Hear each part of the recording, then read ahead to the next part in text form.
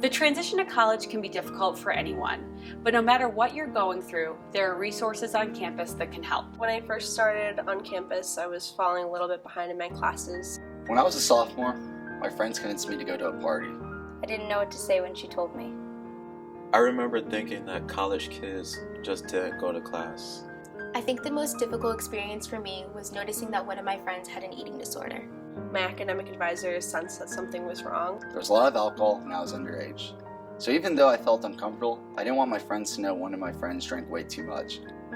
One of my friends told me that she had unprotected sex and that she was afraid of an STI. You didn't want to go to class, you just didn't. It didn't take long for me to never want to go to class, and the more days I missed, the more I didn't want to go. We were really close, pretty much best friends. She suddenly passed out in the room. She was scared people would find out. I was so afraid that asking her to get help or getting help for her would make her angry at me. So it felt like a vicious cycle and I couldn't stop. It wasn't that I didn't care, it was just that I didn't know how to fix it. I felt like I couldn't keep up, and I was the only one who was struggling. She didn't know where to turn to.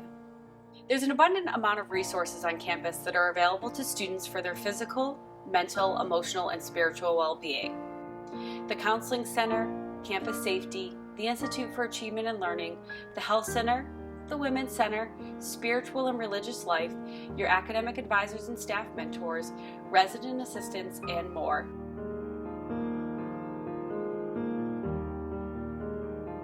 My academic advisor noticed I was having a hard time, and she encouraged me to visit the Institute for Achievement and Learning. I knew from talking to campus safety officers that Lynn has an amnesty policy. I also know my friend wasn't going to be okay if I didn't call for help. I remember that the health center has free HIV and STI testing on the first Friday of every month. One day I told my RA that I was worried about my friend. I had a really involved staff member who knew about my struggling habits. I was able to call campus safety and they were able to get my friend the medical attention that he needed.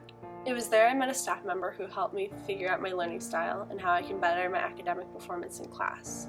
He told me about the counseling center. He sat me down with me and created a schedule that worked for me as an individual.